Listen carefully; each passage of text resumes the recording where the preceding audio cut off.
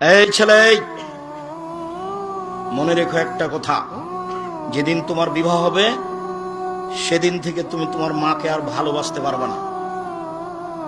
যেদিন বউ বাড়িতে আসবে সেদিনই তোমার মাকে আর তুমি ভালোবাসতে পারবে না। পরিস্থিতি তোমার উল্টে যাবে।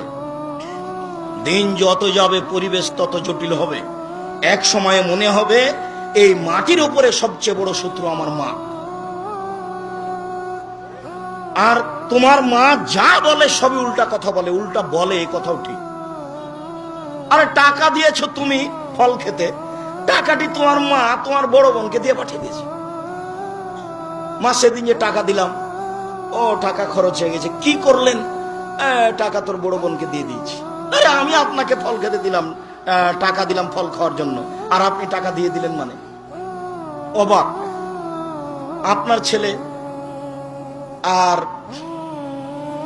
আপনার বড় ভাইয়ের বড় বোনের ছেলে এক জায়গাতে খেতে বসেছে, তো আপনার মা বড় মাছের টুকরা আপনার বোনের ছেলের পাতায় তুলে দিয়েছে। এইটা আপনার বউ দেখেছে এবার রাতে। হ্যাঁ, তোমার মা এরকম, তোমার মা তোমার বোনের ছেলেকে ভালোবাসে। আমি রান্না করলাম কষ্ট করে, বড় মাছের টুকরাটা তোমার বোনের ছেলেকে দিয়ে দিল, আমি এগুলো সহ্য করতে পারি না। কত কি! এত কিছু করার পরেও মা যে ঘরে থাকে সে ঘরে তুমি জোরে হাঁটতে পারবে না। আমি বলিনি, আল্লাহ বলেছে। এত কিছু বলার পরে তোমার মা যে ঘরে থাকে সেই ঘরে তুমি জোর করে কথা বলতে পারবে না। ফালা তাকুল্লাহুম উফফিন ওয়ালা তানহারহুমা, এই কথা বলতে পারবে না।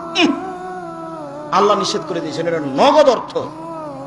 ঝাঁকি দিয়ে কথা বলতে পারবে না। হ্যাঁ, আপনি এ করলেন সে করলেন, একবারে টোটালে নিষেধ, আল্লাহ বলে দিয়েছে।